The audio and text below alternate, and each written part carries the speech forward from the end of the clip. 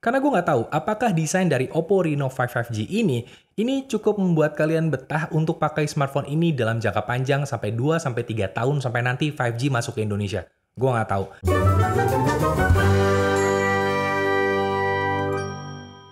Action. Hai, I'm Wisnu Kumoro and welcome back to my video. Dan di video kali ini gue pengen ngomongin mengenai smartphone ini. Ini adalah Oppo Reno 5 5G. Ini adalah smartphone terbaru dari Oppo Indonesia dan ini adalah rangkaian dari Oppo Reno 5 series. Jadi ini adalah versi 5G-nya, Oppo Reno 5 5G, dan ini beneran 5G. Ya, meskipun di Indonesia belum ada 5G. Dan kalau kita bisa berandai-andai, kira-kira sebenarnya manfaat dari 5G kalau udah masuk di Indonesia itu seperti apa?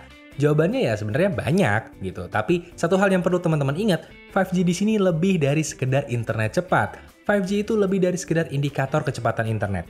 5G adalah sebuah teknologi baru yang memungkinkan device-device pintar lainnya untuk bermunculan.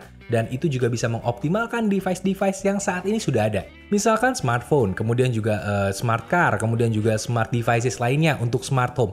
Itu semua bisa dioptimalkan dengan teknologi 5G. Kemudian juga teknologi drone atau teknologi yang memanfaatkan ruang yang lebih luas, itu bisa lebih masif lagi ke depannya. Teknologi AR, VR, kemudian juga teknologi cloud computing, cloud gaming buat teman-teman yang suka main game, itu kalian tidak perlu punya storage yang besar, tapi bisa mengakses game kalian, mengakses data kalian secara real time dan cepat dengan transmisi data yang besar juga. Itu dengan mudah dilakukan ya pakai teknologi 5G. Jadi manfaatnya banyak banget. Apalagi di industri kesehatan itu juga penting banget. Karena setiap orang kesehatannya bisa di-track dengan mudah, kemudian juga datanya bisa dikirimkan ke rumah sakit dengan lebih cepat karena transmisi datanya juga lancar.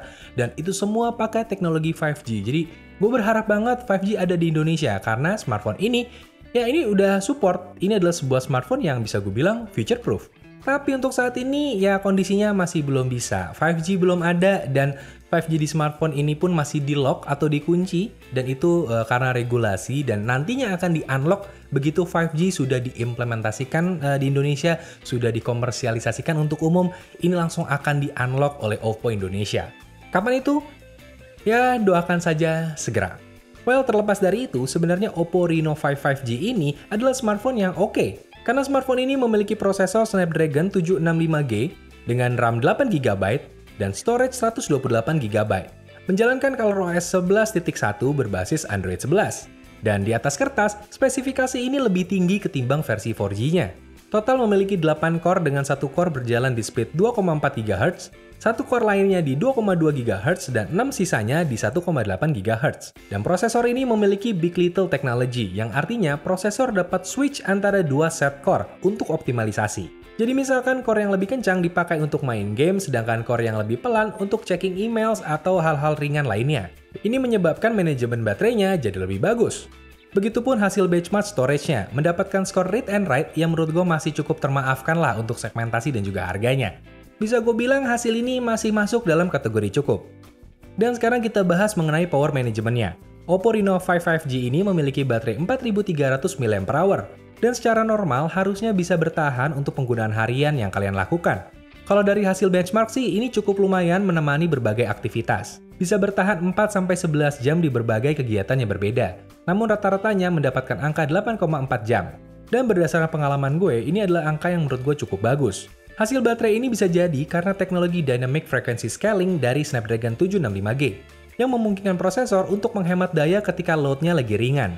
Dan spesialnya lagi, smartphone ini dilengkapi 65 watt SuperVOOC 2.0. Diklaim 30 menit bisa mengisi full 100% dan ini bikin gue penasaran. Akhirnya gue jajal di kondisi aktual pemakaian. Artinya bukan dari habis 0%, melainkan dari kondisi lowbat 10%. Dan gue coba charge sampai full di 100% dengan kondisi internet menyala dan lain-lainnya, ternyata bisa penuh di 39 menit. Memang agak meleset beberapa menit, tapi ini hitungannya cepet banget sih. Dan kondisi ini bisa kalian capai kalau kalian menggunakan kepala charger dan juga kabel charger yang disediakan di paket pembeliannya. Dan ini bagus karena artinya ketika beli langsung dapat kepala chargernya. Nggak perlu beli lagi di luar, jadi langsung dapat dan kenceng banget. Jadi mantap. Dan hal mantap berikutnya adalah tentang kamera dan juga video recording di smartphone ini. Untuk spesifikasi sebenarnya masih sama dengan versi 4G-nya. Di bagian belakang ada kamera utama 64 megapiksel, kamera ultrawide 8 megapiksel, kamera makro 2 megapiksel, dan kamera depth 2 megapiksel. Dan untuk kamera depannya, sedikit berbeda menjadi 32 megapiksel, tapi spesifikasi lensa yang digunakan mirip dengan sebelumnya. Untuk tampilan menu kamera sebenarnya ini akan familiar bagi pengguna Oppo yang sudah pakai ColorOS 11, karena layoutnya sama persis, intuitif dan user-friendly. Dan dari kumpulan fitur di sini, sama seperti Oppo Reno 5 versi 4G, ada dual view video. Jadi dengan dual view ini kita bisa merekam video dengan kamera depan dan belakang secara sekaligus, dan hasilnya akan tampil dalam bentuk split screen ataupun PIP. Tapi di sini ada improvement dalam hal resolusi video. Berkat prosesor yang lebih baik, kini dual view videonya bisa merekam hingga resolusi 1080p di 30 fps, dari sebelumnya hanya di 720p 30 fps. Kemudian juga masih ada AI highlight video untuk pengambilan video di kondisi yang beragam dan akan disesuaikan agar optimal. AI di smartphone-nya ini akan mendeteksi cahaya dan objek, dan kemudian mengatur exposure dan warna agar sesuai sehingga hasilnya balance. Maka nggak heran, setting bisa berubah dengan cepat dari AI Ultra Night Video di kondisi cahaya kurang, atau AI Live HDR Video di kondisi cahaya cukup.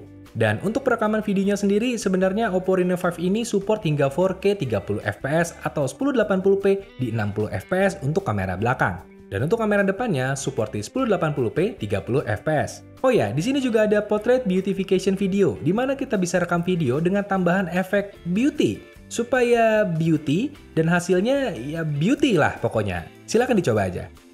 Lalu beberapa fitur lainnya juga masih ada di sini, seperti Ultra Steady Video, untuk video yang ultra steady.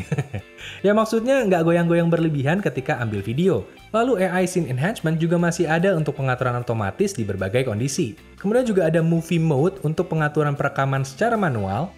Dan juga ada Sulub Template, di mana kita bisa merekam video singkat dengan berbagai template yang disediakan. Dan ini cocok banget buat yang suka post meme atau video unik untuk sosial media. Efeknya juga ada ratingnya, jadi kalian bisa pakai efek-efek yang paling populer dan banyak dipakai oleh orang-orang yang juga pakai Sulub Template ini. Kemudian selain video, untuk foto-foto juga masih ada beberapa fitur keren di smartphone ini. Misalkan Ultra Clear 108 megapiksel untuk kamera utamanya. Kemudian ada Night Flare Portrait untuk efek bokeh yang optimal, dan juga Image Clear Engine, di mana Oppo Reno 5 5G ini bisa melakukan quick shutter, jadi bisa menangkap gambar secara lebih cepat. Dan sebenarnya smartphone ini nggak cuma bisa menangkap gambar dengan cepat dan bagus, tapi juga bisa menampilkan gambar dengan bagus juga. Karena di smartphone ini layarnya adalah 6,4 inci AMOLED Full HD Plus display. Dengan refresh rate 90Hz yang bikin nyaman banget terutama untuk scrolling sosial media. Kemudian punya brightness yang lebih tinggi dibandingkan versi 4G-nya, karena di sini antara 600 nits sampai 750 nits. Belum lagi ada fitur OC Vision Effect yang bisa mengoptimalkan pengalaman menikmati konten di sosial media.